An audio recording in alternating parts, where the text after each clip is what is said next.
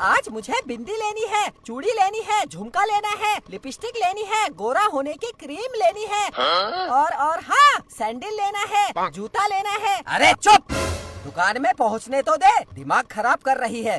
हर time डांटते रहते हो, कभी प्यार से नहीं बोलते। पहले तो कहते मेरी बीबी तुझे जो खरीदना होगा खरीद लेना, पूरा बाजार खरीद लेना, पर नहीं, चुप कह रहे हो, चुप चुप। मेरी माँ, मैं पूरी जिंदगी चुप ही तो रही। अरे पागल औरत, चुप हो जा। अच्छा, मैं पागल हूँ? हाँ हाँ, है तू पागल। अच्छा ठीक है, आज के बाद मैं पागल।